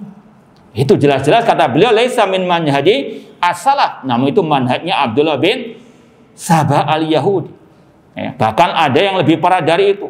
Ketika kita membantah Orang-orang yang mencaci maki pemimpin kaum muslimin tiba-tiba dibela dengan kata-kata, masa akidah hanya masalah pemimpin kaum muslim? Naudzubillahi min dzalik. Ya. Ini sekali lagi kata Syekh Abdul Razak hafizahullah taala. Ya, sungguh benar apa yang beliau ucapkan. Bid'ah akhir zaman ini terutama di antara orang-orang yang mengaku Ahlus Sunnah atau Salafiyin, bid'ahnya di antara dua hal ini. Yaitu fanatik bukan di atas sunnah, kemudian penggembosan terhadap kewajiban mendengar dan taat kepada pemimpin kaum muslimin. Bahkan kita mendengar juga ada sebagian orang-orang itu ketika IMB sekolahnya nggak turun, yang dicaci maki pemimpin kaum muslimin, dasar rezim dan sebagainya. Naudzubillah min dzalik. Hanya gara-gara apa? IMB menjual akidah. Naudzubillah min dzalik. Ini sekali lagi fenomena yang sekali lagi laqad shadaqa Syekh rahimahullah hafizallahu taala. Bid'ah akhir zaman itu utama di tengah-tengah orang-orang yang mengaku ahli sunnah dalam masalah ini. Kemudian beliau membawakan riwayat atau ucapan salaf yang bernama Abu Bakar bin Iyas rahimahullah. Beliau mengatakan, atau ketika ditanya manis sunni, siapa itu ahli sunnah, siapa itu salafi, maka beliau mengatakan as-sunni alladzi idza dzukratil ahwa lam yaghdab li syai'in minha. Kata Abu Bakar ibnu Iyas rahimahullah taala, as-sunni atau salafi adalah orang-orang yang apabila disebut tentang bid'ah atau tentang yang menyelisih sunnah tidak marah. Artinya apa? Kata beliau, la yata'assab illa ila sunnah. Tidak fanatik kecuali kepada sunnah. Kalau yang menyimpang dari sunnah atau yang dia berbuat kebid'ahan, apalagi masalah akidah, bukan malah dibela. Ya. Namun inilah sekali lagi namanya bid'ah hizbiyah. Ketika orang itu menyimpang dari akidah salah, seperti mencaci maki pemimpin kaum muslimin, dibela mati-matian. Ini bukan ciri apa? As-salafi na'udzubillahi min dzalik. Kata Abu Bakar bin Iyas sekali lagi, Ahlus Sunnah atau As-Sunni atau Salafi apabila disebut tentang hawa nafsu atau bid'ah, dia tidak membela. Dia tidak marah dalam rangka membelanya. Maka sebaliknya namanya sunni itu yang fanatik kepada sunnah Rasulullah SAW. Ya, kita tambahkan lagi dari ucapan Syekhul Islam Ibnu Taimiyah rahimahullah taala dalam kitab Majmu' Fatawa, dan ini juga alhamdulillah sudah kita posting. Beliau Syekhul Islam Ibnu Taimiyah mengatakan, wa laisa li ahadin minhum an ya'khudha ala ahadin ahdan bimuwafaqatihi ala kulli ma yuriduhu wa muwalati man yuwali wa muadati man yuadi. Tidak boleh seorang pun untuk mengambil perjanjian atas orang lain, baik perjanjian tertulis maupun tidak tertulis, baik yang tersurat maupun yang tersirat. Tidak boleh bagi seorang pun mengambil perjanjian untuk senantiasa menyetujui apa yang dia inginkan. Ya. Kalau sang bos menginginkan harus semuanya ikut, anak buahnya harus ikut semuanya, meskipun batil. Kalau enggak dipecat, kalau tidak dimusuhi, diboikot dan sebagainya. Kata beliau, tidak boleh hal seperti itu. Tidak boleh loyalitas karena hawa nafsunya tadi, atau memusuhi yang tidak mau ikut atau yang enggak mau ganggu kepadanya. Ya. Kata beliau, bal man fa'ala hada kana min jinsi Jinghis Khan. Orang yang seperti ini wala wal baraknya sesuai dengan hawa nafsunya, itu seperti dengan Jinghis Khan. Tahu Jinghis Khan? Kenal enggak? Rajanya Tatar yang kafir, ya, yang tidak mau ikut kepadanya, dibantai habis-habisan. Ini wala wal bara ala Jinghis Khan, kata Syekhul Islam Ibnu Taimiyah rahimahullah. Wala wal baraknya bukan di atas sunnah. Ya. Meskipun orang itu di atas sunnah, namun kalau enggak gangge kepadanya, wah dihabisi. Ini sekali lagi wala wal bar ala Genghis Khan, kata Syekhul Islam Ibnu Taimiyah rahimahullah di jilid atau di Majmu' Fatawa jilid 28 halaman 16. Kemudian di antara prinsip Ahlussunnah juga tentang masalah amar ma'ruf nahi mungkar. Dan di antara amar ma'ruf nahi mungkar ar-rad 'alal mukhalif. Ya. Sebagaimana yang dituangkan juga oleh Syekh Abdul Malik Ramadhani dalam kitab beliau Usul atau Sittud Durar min Usul al-Athar, beliau mencantumkan bahwasanya ar-rad 'alal mukhalif minal amri bil ma'ruf wan nahi 'anil munkar. Membantah penyimpangan kesesatan itu bagian amar ma'ruf nahi mungkar. Jangan malah digembosi. Jangan malah yang membantah kesesatan malah dimusuhi. Ini keliru. Ini yang tidak paham akidah manhaj salaf yang sebetulnya. Ya. Kemudian juga bersikap terhadap para sahabat Nabi SAW, menghormati serta membela mereka. Demikian pula di antara prinsip Ahlussunnah yang wajib ditekankan kepada para pemula dan juga kepada yang sudah lama dalam dakwah salafiyah tentang masalah bersikap kepada pemimpin kaum muslimin. Ini yang ditekankan oleh para ulama Ahlussunnah wal Jamaah. Kok masih dinyinyiri? Naudzubillahi min dzalik. Ya, maka inilah syubhat-syubhat harokah yang masih ada pada sebagian orang-orang yang mengaku Ahlussunnah wal Jamaah. Bersikap kepada pemimpin kaum muslimin, bersikap kepada orang yang berbuat maksiat dan dosa besar, serta bersikap kepada ahli bid'ah dan membantah kebid'ahan mereka, serta bermuamalah dengan mereka dan sebagainya. Ini yang harus betul-betul dipelajari, terutama sekali lagi orang-orang yang baru hijrah, dan juga bagi yang sudah lama untuk menguatkan lagi di tengah-tengah fitnah badai yang luar biasa, ya, di tengah-tengah dakwah salafiyah ini. Kemudian kata beliau, mereka ulama Ahlussunnah memasukkan pembahasan-pembahasan tadi dalam kandungan kitab-kitab akidah dalam rangka menampakkan kebenaran dan menyelisih ahli ahwa dan firqah. Ini yang kita sampaikan tadi, pembeda antara Ahlussunnah dan al-bidah. Ini masalah akidah asal. Dan mengkaji akidah nggak bisa sekali dua kali. Kata para ulama, tidak cukup dibaca saja, tidak cukup disampaikan sekali dua kali, harus terus disampaikan terus. Ya. Namanya akidah itu ya, harus tertanam dalam hati. Kalau sekedar di lisan saja, di telinga saja bisa keluar masuk begitu saja. Nanti akhirnya mencela-menceli. Ya. Kadang mencaci, kadang memuji. Ya. Kadang mengkritik di hadapan umum, kadang melarang. Ini karena tidak merasuk akidahnya. Hanya ya, ikut-ikutan arus saja. Padahal ini yang ditahdzir, diperingatkan oleh Hudzaifah bin Yaman radhiyallahu ta'ala anhu. Sebagaimana dinukil oleh Imam Ibnu Battah Al-Ubaid dalam Al-Ibanah Al-Kubra, beliau mengatakan, "I'lam anna dhalala haqqad dhalala an ta'rif ma kunta tunkir wa tunkir ma kunta ta'rif." Ketahuilah bahwasanya kesesatan yang nyata, yang sesungguhnya adalah engkau mengingkari apa yang engkau anggap baik kemarin, atau engkau menganggap baik apa yang engkau ingkari kemarin.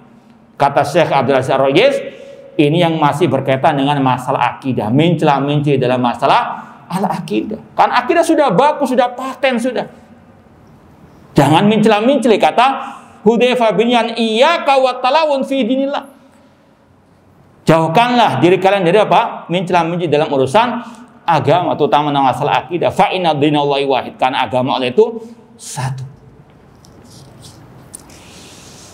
Kemudian disampaikan oleh Syekh atau penulis di sini, barang siapa yang memperhatikan, halaman 21, yang memperhatikan keadaan mereka, yaitu yang terombang-ambing, yang bingung, maka dia akan mendapatkan gambaran dan contoh yang banyak sekali tentang terombang-ambingnya mereka. Artinya yang masuk dakwah salafiyah nggak belajar akidah, maka banyak syubhat-syubhat yang ada dalam dirinya. Di antaranya Anda mendapatkan orang yang baru bertobat ini pada awal mulanya sangat semangat menjauh alil bid'ah dan firqah beberapa saat lamanya. Namun ketika ada syubhat dari orang yang mengaku salafi yang berkata sesungguhnya menjauh alil bid'ah dan tidak bermuamalah dengan mereka tidaklah benar, hal ini akan menyia-nyiakan kebaikan yang banyak sekali. Tidak ada satu orang pun yang maksum setelah Rasulullah SAW. Ya, setelah Rasulullah SAW mereka para sahabat radhiyallahu anhum juga pernah salah. Anda mendapatkannya telah sakit hatinya dan dia telah menelan syubhat. Ada syubhat. Siapa yang nggak pernah salah? Ya. Ini syubhat yang sering juga kita dengarkan ketika kita bantah dai-dai yang mencela-mencela, yang sesat menyesatkan, yang ahli syubhat. Ketika nggak bisa menjawab hujah kita, itu alasannya apa? Senjatanya semua orang bisa apa? Kita katakan iya. Semua orang bisa salah karena Rasul mengatakan kullu bani Adam apa? Khata. Akan tetapi kesalahan itu bermacam-macam. Dan sumbernya juga bermacam-macam. Sebagaimana kata Al-Imam Al-Barbahari dalam kitab Syarhus Sunnah. Di awal-awal kitab Syarhus Sunnah beliau mengatakan al-khuruj ala tariq ala nau'ain. Ini secara maknanya kata beliau, menyimpang dari kebenaran ada dua macam. Yang pertama dari orang yang jahil, yang dia memang nggak paham, zallatul al-lisan atau zallatul qadam, tergelincir lisannya, tergelincir kakinya. Kalau istilah kita ini orang yang watu, ya, insya Allah bisa sembuh, ya. Meskipun tetap salah diingkari. Yang kedua kata beliau, orang yang memang apa wataknya itu suka menebarkan syubhat. Nah, ini kata beliau bahkan lebih luar biasa bahasa beliau, syaitanun marid. Kata beliau kalau orang sudah wataknya menyimpang itu syaitanun marid, setan yang apa? Keras kepala. Maka kata beliau wajib untuk apa? Ditahdzir. Wajib untuk apa? Disampaikan kesesatannya kepada umat agar apa? Umat tidak ikut ajarannya. Maka ada orang-orang yang pinter, ya, membuat bahasa-bahasa atau bersilat lidah yang ucapannya mengandung hak, mengandung apa? Batil. Kenapa dia mengatakan semua orang itu bisa salah? Untuk yang lain nggak mau apa? Mengingkari. Oh iya kan sama-sama bisa salah. Kita katakan, ya stop dulu. Itu kalimat haqqan urida bihal batil. Itu kalimat yang hak, namun maksudnya itu batil. Sebagaimana ada ungkapan dari orang itu juga, tidak harus ngajar akidah atau tauhid dengan kitab tauhid. Ini juga sama, kalimat haqqan urida bihal batil. Kalimat yang hak namun isinya batil. Iya betul, kita bisa mengajar tauhid lewat tafsir, lewat pembahasan masalah al-hadis. Namun yang kalau kita lihat ucapan tersebut ditujukan untuk membela orang-orang yang menggembosi dakwah atau maka Ahlussunnah itu sangat teliti, sangat apa? Hati-hati. Sebagaimana para salafus saleh dahulu, Imam Ahmad ketika mendapati ungkapan bacaan Al-Qur'anku itu makhluk, ya, Imam Ahmad tahu ini ucapan sangat berbahaya, penuh dengan racun. Maka beliau katakan man qala Al-Qur'an atau man qala lafzi bil Qur'an makhluk fahuwa jahmi. Barang siapa mengatakan bacaan Al-Qur'anku itu makhluk, maka dia pengikut kelompok Jahmiyah. Wa man qala laisa bi makhluk fahuwa mubtadi. Barang siapa mengatakan bacaan Al-Qur'anku itu bukan makhluk, dia ahli bid'ah. Di stop oleh Imam Ahmad. Ucapan-ucapan yang mengandung hak, mengandung apa? Batil. Kalau kita murajaah sedikit pembahasan ini, ungkapan ini muncul dari kelompok Jahmiyah. Kata Imam As-Sabuni dalam kitab Aqidah Salasul Hadits, dulu awal-awal ahlul bid'ah dari kelompok Jahmiyah mengatakan Al-Quran makhluk. Dibantah habis-habisan oleh ulama Ahlussunnah. Barang siapa mengatakan Al-Quran makhluk maka dia kafir. Di antara Imam Ahmad, Imam Syafi'i dan yang lainnya. Kemudian mereka membuat syubhat yang halus. Ini ciri ahli bidah. Halus permainannya, cantik permainannya. Kadang jadi dalang saja. Ya. Tidak ketahuan, mempermainkan orang namun dari balik layar. Itu permainan ahli bidah, licin bin licin. Ya. Kelompok Jahmiyah mereka apa? Ketika diserang habis-habisan oleh Ahlussunnah, Al-Quran kalamullah bukan makhluk, barang siapa mengatakan Al-Quran makhluk maka dia kafir. Mereka membuat ini permainan bahasa. Bacaan Al-Quranku adalah makhluk. Maksud mereka sama dengan yang pertama, Al-Quran adalah apa? Makhluk.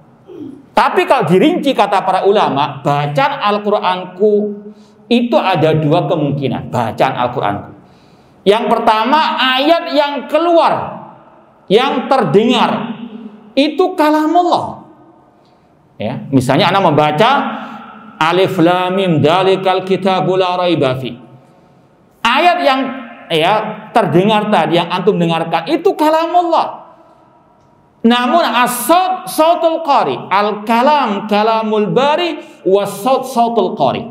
Kata para ulama, istilah bacaan Al-Qur'anku itu mengandung dua kemungkinan. Kalau yang dimaksud suara itu makhluk, suaranya apa?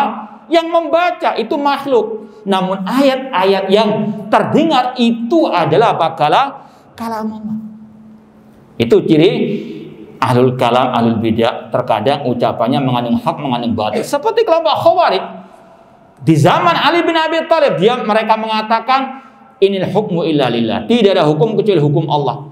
Kata Ali bin Abi Thalib, kalimatu haqqin urida bihal batil. Kalimat yang hak namun maksudnya apa? Batil. Di baliknya ada kebatilan. Betul. Itu yang juga Allah firmankan, inil hukmu illa lillah. Cuma maksudnya kelompok Khawarij, kalau sekarang kelompok teroris, maksud mereka yang tidak berhukum dengan hukum Allah kafir secara mutlak. Hati-hati. Sekali lagi, mereka pintar bersilat lidah. Nah, maka harus apa? Waspada, hati-hati, banyak-banyak apa? Mempelajari akidah salaf, karena mereka sangat teliti dalam masalah-masalah seperti ini. Karena kata Syekh di halaman 22, seandainya dia mempelajarinya, ini bantahan terhadap syubhat tadi, seandainya dia mempelajari akidah Ahlussunnah, maka sungguh dia akan mengetahui bahwa syubhat ini yang mengatakan semua orang bisa salah itu batil dan menyelisih sikap Ahlussunnah wal Jamaah terhadap ahlul bid'ah yang dahulu maupun sekarang. Dan dia akan mengetahui bahwa perkataan orang yang mengaku salafi itu tidak ada seorang pun yang maksum setelah Rasulullah SAW, dan bahwa semua orang itu pernah salah, itu adalah ucapan yang benar tapi maksudnya adalah batil. Sekali lagi, ketika ada orang-orang yang sesat, yang menyimpang, yang menebarkan syubhat, ketika dibantah mengatakan semua orang bisa salah, itu sekali lagi kalimatu haqqin urida bihal batil. Kenapa dia mengatakan seperti itu? Biar dia tidak apa? Disalahkan. Biar dia tidak apa? Dibantah. Itu maksudnya. Maka sekali lagi harus apa? Kita cerdas. Nah, kata beliau, yang demikian itu karena Ahlussunnah wal Jamaah dari kalangan sahabat tabi'in, apabila salah seorang dari mereka salah, tidaklah kesalahan itu bersumber dari hawa nafsu atau dari keengganan mengikuti athar, dan tidak juga bersumber dari menyelewengkan nas-nas serta mengikuti hal-hal yang mutasyabihat samar-samar seperti yang dilakukan oleh ahli al-bidah. Kalau menyamakan kesalahan sebagian para salaf dengan mereka, ini qiyas ma'al fariq, beda. Di antaranya tadi, kalau para salafus saleh itu bukan wataknya mereka menentang Al-Quran dan Sunnah, menentang kebenaran. Mereka samina wa ata'na, kalaupun mereka salah itu ketergelinciran. Seperti tadi, bedakan antara watak dengan apa? Watuk tadi. Nah, kemudian pindah halaman 24. Di antara syubhat yang sering terdengar juga, yaitu Anda mendapatkan orang yang baru bertobat sangat bersemangat pada awalnya dalam membantah lil bid'ah, tapi tanpa ketentuan dan tanpa ilmu. Ini juga banyak syubhat di sebagian orang. Mungkin antum pernah mendengar ada dulu gejolak di tengah-tengah dakwah salafiyah yang mereka luar biasa. Istilahnya tahdirannya sangat kebablasan dengan kedustaan dan dengan kejahilan. Maka sebagian orang sekarang mengatakan, kalau antum belajar akidah nanti seperti kelompok itu. Berarti sekali lagi, ini syubhat dari orang-orang yang sekarang ini ngembosi kajian akidah wal manhaj dengan alasan kalau antum belajar seperti ini membantah penyimpangan nanti sama dengan kelompok suka tahdir-tahdiran. Maka sudah pernah kita jawab, tahdir harus kita sikapi pertengahan. Sebagaimana ciri ahli sunnah pertengahan dalam segala hal. Ahli sunnah tidak ekstrem kanan, ekstrem kiri. Tidak meremehkan masalah tahdir, tidak pula berlebih-lebihan. Mentahdir yang memang layak ditahdir dengan ilmu dan bukti yang nyata, bukan dengan kedustaan. Ya, seperti dulu pernah kita bantah, ada salah satu yang mentahdir Syekh Ali bin Hasan dengan tuduhan beliau memotong-motong ucapan Ibnu Hazm tentang masalah al-iman. Maka kita bantah, waktu itu kita tunjukkan, ini bukunya Syekh Ali bin Hasan. Beliau tidak memotong-motong, beliau nyebut ucapan Ibnu Hazm tersebut secara apa? Utuh. Ini apa? Mereka mentahdir Syekh Ali bin Hasan dengan apa?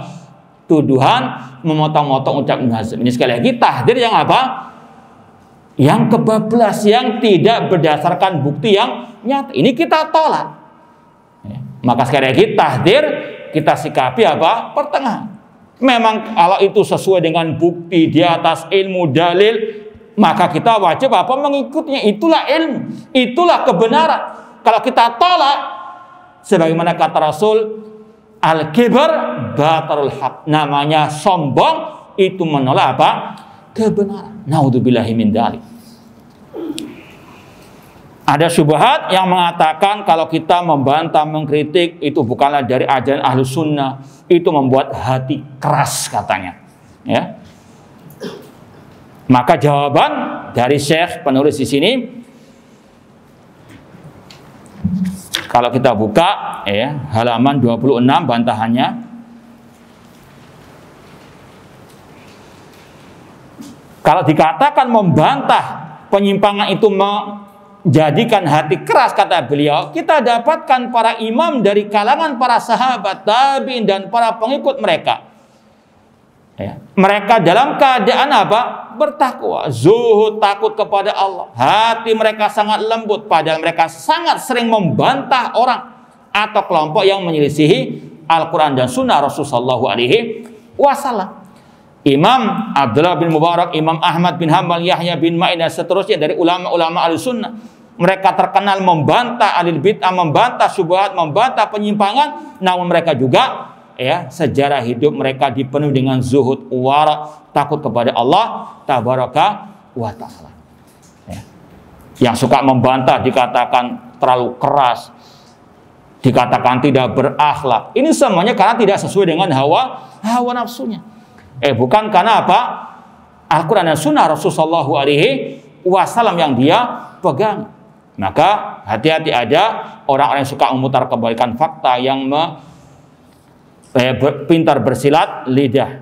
Maka wasiat beliau di halaman 28, berhati-hatilah dari rasa lemah, loyo dan putus asa terhadap apa yang menimpamu di jalan Allah.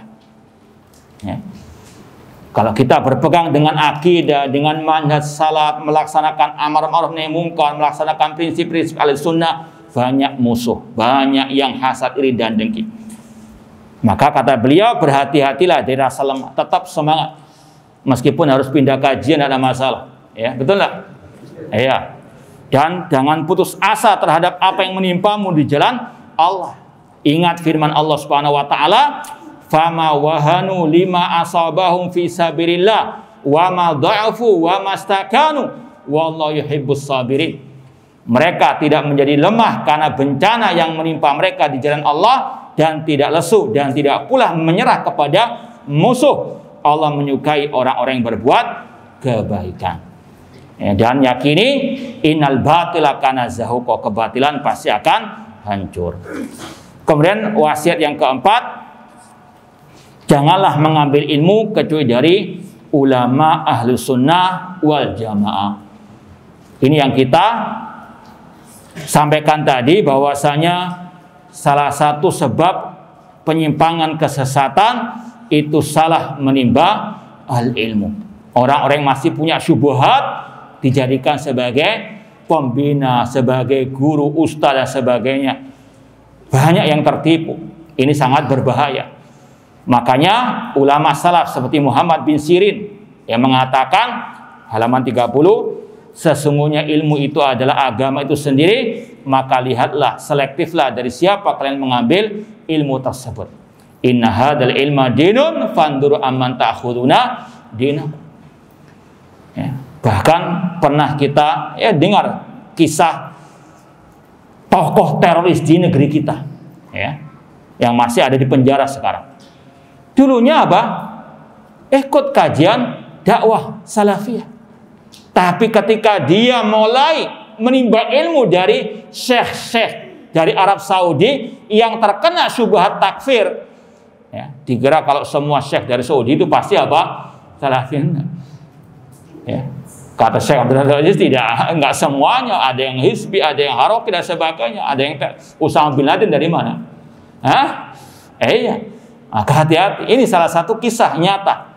Gembong teroris di negeri kita ini dulunya apa? Mengaku ikut dakwah salafiyah. Tapi ketika sudah salah menimba ilmu, mulazamah, dekat dengan syekh-syekh yang punya pemikiran takfir, pengkafiran terhadap kaum muslimin atau pemimpin kaum muslimin, maka naudzubillah min dzalik, berbalik memusuhi dakwah as-salafiyah, ya, berbalik 180 derajat menjadi gembong teroris khawarij di zaman ini di negeri kita. Naudzubillah min dzalik. Sekali lagi, selektif dan terus apa? Selektif menimba ilmu, timbang dengan qala Allah wa qala Rasul wa qala as-sahabah. Siapa yang layak menjadi pembina ataupun guru ataupun ustadz agar kita pas selamat di dunia wal akhir. Ini wasiat para ulama as-salaf ahlu sunnah wal jamaah.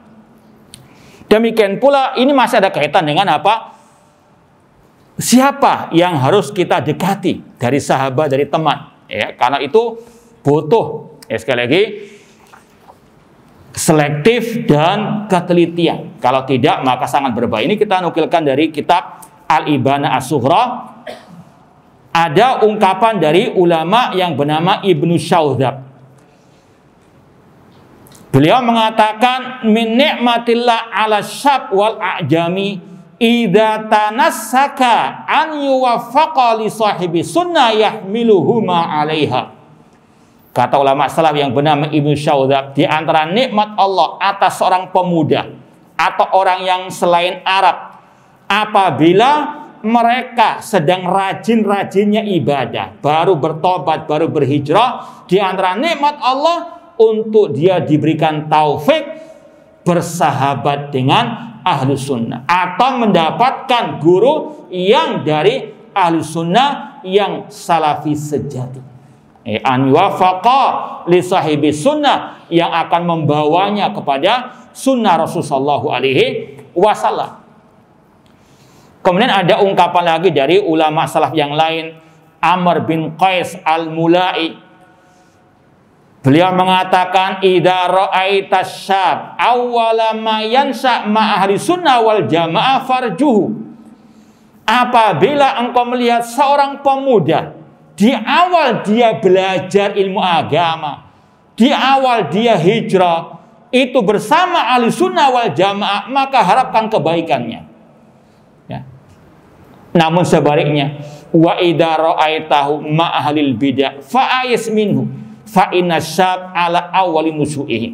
Apabila engkau melihat orang itu, pemuda itu belajar dari ahli bid'ah atau bersahabat, berteman dekat dengan ahli bid'ah, maka putus asalah darinya. Jangan harap kebaikannya. Karena akan apa? Terpengaruh dengan kebid'ahan, cepat atau lambat, sedikit atau banyak. Fa inna syab, karena pemuda itu sesuai dengan awal dia apa? Hijrahnya atau awal dia belajar ilmu agama. Wasiat yang berikutnya dari ulama salaf yang lain yang bernama Amr bin Qais. Amr bin Qais berkata, inna syab la yansha fa in athara an yujalisa ahlal ilmi kada yaslam wa in mala ila ghairihim kana yaqtabu. Apabila seorang pemuda awal kali belajar dia duduk di majelisnya para ulama ahli sunnah, maka dia akan selamat. Namun kalau dia berpaling dari ulama ahli sunnah, belajar kepada ahli bidah atau orang yang sesat, maka dia akan binasa.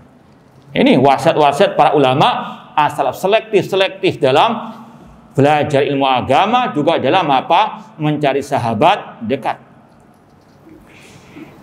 Demikian pula riwayat wasiat dari Hammad bin Zaid rahimahullah, atau dari Yunus bin Ubaid. Ya, ini riwayat dari Hammad bin Zaid. Beliau berkata kepadaku Yunus, ya Hammad, inni la arasyaba ala kulli halatin munkarah, fala ayusu min khairihi hatta arahu yusahibu sahiba bid'ah. Wahai Hammad, sesungguhnya aku melihat seorang pemuda itu di atas kemungkaran. Aku berputus asa dari kebaikannya, sampai aku melihatnya bersahabat dengan ahli bid'ah. Wa indaha a'lam annahu qad atiba. Kalau sudah berguru kepada ahli bid'ah, bersahabat dengan ahli bid'ah, maka dia akan binasa. Naudzubillahi min dzalik. Ya, karena waktunya sudah semakin menipis, ya. Kita akhiri dengan nasihat yang kelima, wasiat yang kelima. Ini kurang lebih sama dengan tadi. Pentingnya rujuk kepada ulama dalam masalah-masalah besar, ya. Terutama dalam masalah kontemporer. Seperti tadi, ada kasus orang Muslim membunuh orang kafir yang menghina Nabi Shallallahu Alaihi Wasallam. Semua sepakat penghinaan kepada Nabi tidak bisa ditoleransi. Tapi apakah dengan sikap membunuh orang tersebut? Ini kembali kepada fatwa para ulama. Namun yang disayangkan seperti yang kita sampaikan tadi, ketika ada kasus tadi, ada orang Muslim di negeri kafir membunuh orang kafir karena dia menghina Nabi SAW. Kemudian didukung, naudzubillah min dzalik. Dicari-carikan sejarah dari sirah nabawiyah. Naudzubillah min dzalik. Padahal ulama mencelahnya, ulama tidak setuju dengan perbuatan tersebut. Ya. Maka sekali lagi hati-hati, jangan ngelama. Ikuti para ulama. Ketika ada masalah-masalah besar nimpah umat, tunggu fatwa para ulama. Rujuk kepada para ulama. Jangan sebagaimana orang munafikin yang langsung keluar-keluar, langsung menghukumi. Sebagaimana kata Allah, wa idza ja'ahum minal amri awil khaufi adza'u bih walau radduhu ila rasuli wa ila ulil amri minhum la alimahu lan yastambitunahu minhum. Apabila datang kepada orang munafikin berita tentang keamanan, ketakutan, mereka langsung menyebarkannya. Seandainya mereka mau mengembalikannya kepada Rasul dan kepada ulil amri. Kata sebagian ulama tafsir, ulil amri situ al ulama. Ya, sampaikan dulu kepada para al ulama. Jangan langsung asal keluar-keluar di medsos. Cari-cari dalil-dalil sendiri.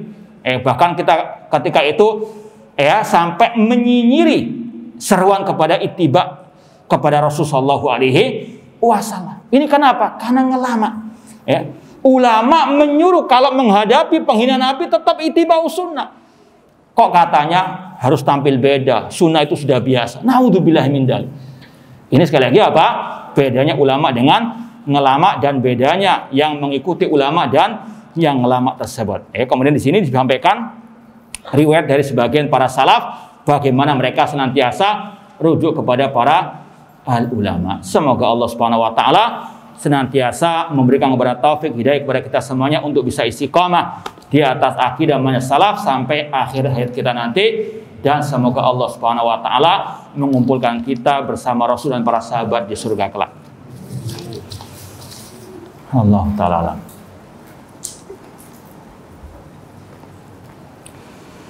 Ya, kalau sudah antum tahu orang itu menyimpang dalam masalah manhaj, masalah tauhid, bagaimana antum mau menjadikannya sebagai teman dekat?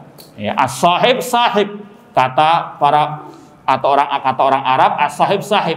Namanya sahabat dekat itu bisa menarik kepada kejelekan maupun kebaikan. Ya. Bahkan dalam kitab tadi Ibana As-Sughra disebutkan riwayat dari para ulama salaf bahwasanya al-mar'u bi khadanihi. Kata Abdul Mas'ud, seseorang itu tergantung agama sahabat dekatnya. Kalau agamanya jelek, akidahnya rusak, pasti akan apa? Terpengaruh cepat atau lambat. At-tuyur bi asbahiha taqa. Namanya burung akan bertengger dengan yang apa? Sejenisnya. Ya, burung gagak pasti akan bertengger dengan apa? Burung gagak. Demikian seterusnya.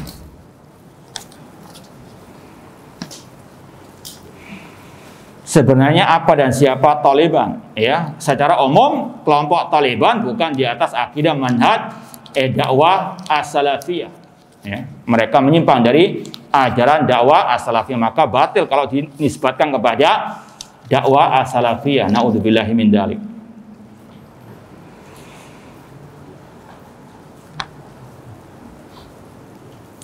Ada seorang anak laki-laki yang ingin menghadiri pengajian untuk thalabul ilmi tapi dilarang oleh kedua orang tuanya karena bencinya mereka pada manhaj ini. Apa sikap yang tepat untuk anak tersebut pada orang tuanya tersebut? Yang paling bagus tetap yang ngaji di kajian sunnah dengan tetap berakhlak yang mulia kepada orang tua. Sampaikan bahwasanya inilah ajaran yang hak, ini adalah ajaran Rasul, para sahabat Rasul bil hikmah wal mau'izati al hasanah. Karena larangan orang tua itu tidak boleh ditaati, atau perintah orang tua untuk kita nggak ikut ngaji as-sunnah itu tidak boleh ditaati karena itu kemaksiatan kepada Allah. Rasul memerintahkan kita thalabul ilmi, belajar ilmu. Kalau dilarang oleh orang tua itu tidak wajib untuk ditaati, cuma harus dengan cara bijak untuk apa? Menyampaikan nasihat. Wallahu ta'ala. Apakah boleh kita bermajelis kepada ustaz salafi yang suka mencela pemimpin? Ini jelas ikut ajaran Abdullah bin Sabah al-Yahudi. Maka tinggalkan majelis orang-orang yang ikut ajaran Abdullah bin Sabah al-Yahudi.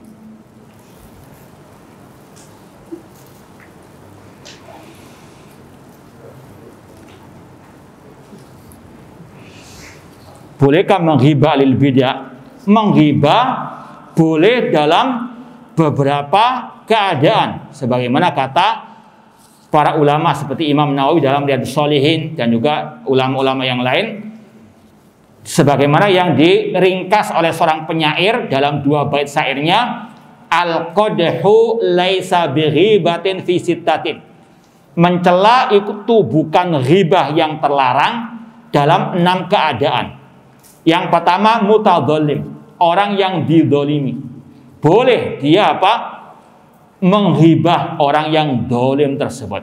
Ya, ini orang yang dolim, ini orang yang suka ngerusak kajian akidah wal manhaj. Tidak apa-apa dihibah. Itu hibah yang dibolehkan kata para ulama karena mereka orang-orang yang apa? Dolim. Demikian pula mu'arrifin. Keadaan yang kedua mu'arrif itu memperkenalkan orang lain dengan menyebut cacat atau keburukannya. Mohon maaf, misalnya dalam perawi-perawi hadis ada istilah perawi namanya al-a'raj, yang pincang. Ini namanya apa? Terkenalnya al-a'raj, padahal nama aslinya Abdurrahman bin Hurmus. Disebut oleh para ulama hadis apa? Sebutannya yang masyhur, yang viral, yaitu al-a'raj, artinya yang pincang. Bukan mencela, tapi untuk apa? Memperkenalkan. Ada lagi rawi hadis namanya al-a'mas, yang cacat matanya. Namanya Sulaiman bin Mahran. Boleh untuk mu'arif saja, bukan untuk mencela aibnya tersebut. Yang ketiga, orang yang muhadziri, mentahdzir kebid'ahan, penyimpangan. Ini pembahasan kita. Boleh menghibahnya. Bahkan kata Syekhul Islam Taimiyah rahimahullah, ar-radu alal mubtadi' mujahid. Orang yang membantah alil bid'ah itu mujahid. Yang keempat yang boleh menghibah yaitu orang yang mujahirin fiskon, menyebut tentang kelakuan orang-orang yang bangga dengan kemaksiatannya, dengan kejahatannya. Misalnya bandar narkoba misalnya, ya, sudah masyhur di kalangan orang-orang ini bandar narkoba, boleh antum laporkan ke aparat apa? Keamanan. Untuk apa? Diproses. Karena apa? Bangga dengan kejahatannya. Dia cerita-cerita, oh saya barusan laku narkoba 1 miliar misalnya. Nah ini, laporkan, ada masalah.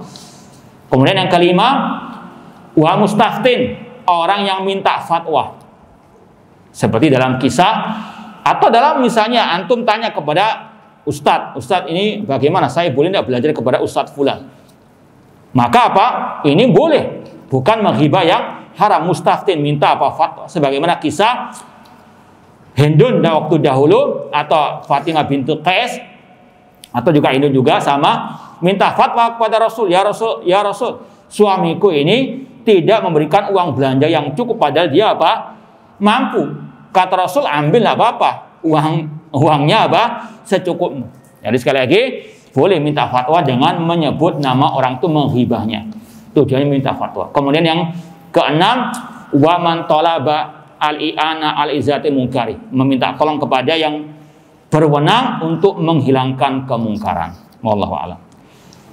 Sudah cukup, sudah, jangan banyak-banyak.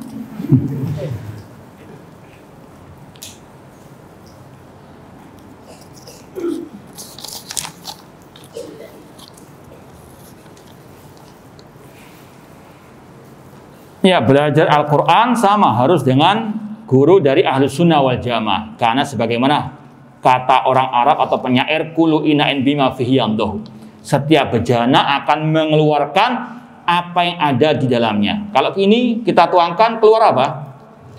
Ya, demikian pula setiap guru, kalau dia mengajar Al-Quran, pasti juga akan keluar masalah akidahnya, masalah manhajnya.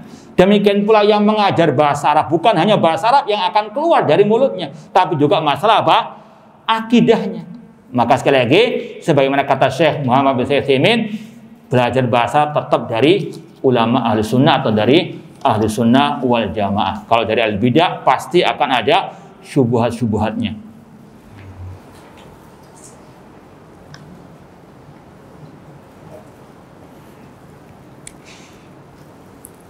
Ya, kalau mau misalnya kitab akidah untuk para pemula, misalnya kitab Al-Aqidah Al-Wasithiyah. Alhamdulillah kita di hari Senin kedua keempat masih mengkaji atau awal-awal mengkaji kitab Aqidah Wasithiyah oleh Syekhul Islam Taimiyah rahimahullah di Masjid Islamiyah Pertemuan ya.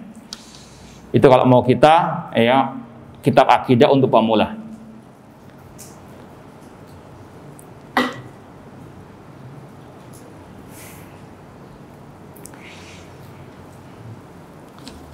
Iya, kalau ini ada pertanyaan dari mungkin akhwat, bolehkah mengajukan khulu karena suami bertahun-tahun tidak mau mencari nafkah tetapi banyak maunya, di antaranya main HP-an. Ya suruh nikah sama HP aja ya. Iya, secara asal boleh meminta khulu, ya. Bahkan sesuatu yang tidak sampai ke derajat tadi. Intinya dalam kasus tadi dibolehkan. Karena sekali lagi suami tersebut telah meninggalkan kewajibannya mencari nafkah dan hanya apa? Main HP. Nah,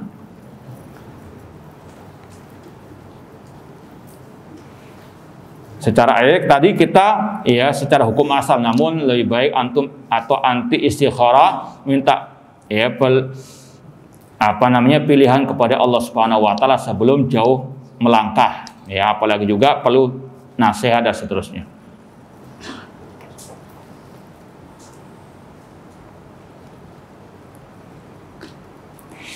Ada ustadz yang berkata semakin banyak ilmu seseorang semakin sulit dia untuk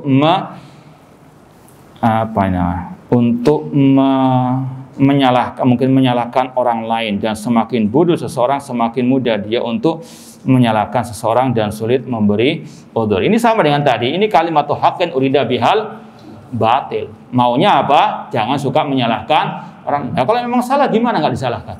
Ya? Ini sekali lagi hati-hati dengan kalimat-kalimat yang hak, terkadang maksudnya apa? Batil atau isinya ada kemungkinan kebatilan. Semakin orang itu misalnya antum punya 10 ilmu tentang sunnah, maka kalau ada 5 orang menyelisih 5 sunnah, antum tahu apa enggak kesalahannya? Justru kebalik kan? Justru semakin banyak antum tambah ilmu, antum semakin bisa melihat mana hak, mana apa? Mana batil.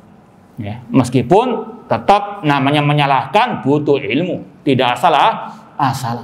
Ya sekali lagi hati-hati dengan ucapan ustadz-ustadz yang sok kadang bijak, bijaksana namun apa? Bijaksana injak sini.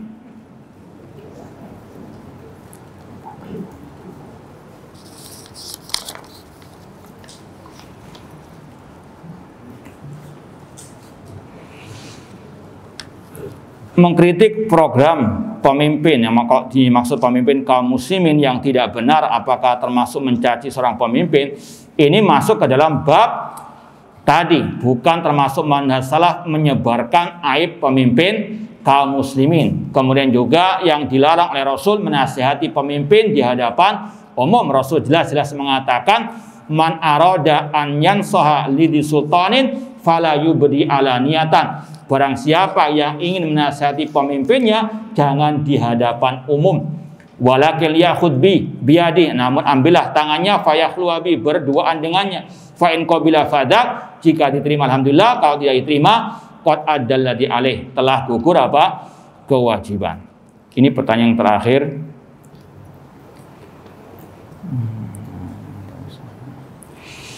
Iya, ini juga berkaitan dengan ustadz-ustadz yang ngajar kitab-kitab besar tapi nggak bisa bahasa Arab. Ini ada, kita tulis di footnote-nya ya, nanti baca sendiri ya. Jadi sekali lagi, apa yang kita sampaikan tidak lain tidak bukan kecuali hanya mengikuti apa yang dikatakan oleh para salafus saleh, ya, seperti yang dituangkan oleh penulis di sini, wasiat emas bagi pengikut manhaj as-salaf. Ya, mudah-mudahan bermanfaat.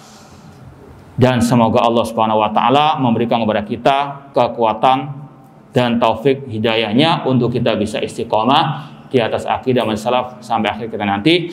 Dan sebelum kita akhiri, kita sekali lagi memohon mengucapkan banyak terima kasih kepada takmir masjid dan juga kepada panitia atas terselenggaranya acara ini. Semoga sekali lagi amal kita diterima oleh Allah Subhanahu wa taala. Ya, untuk mungkin ada taklik, komentar atau tambahan. Ya, S1 harus ditaklik sama S2. Sudah mau duhur ya? Iya. Nggak mau. Jazakumullah khairan katsiran wa barakallahu fikum.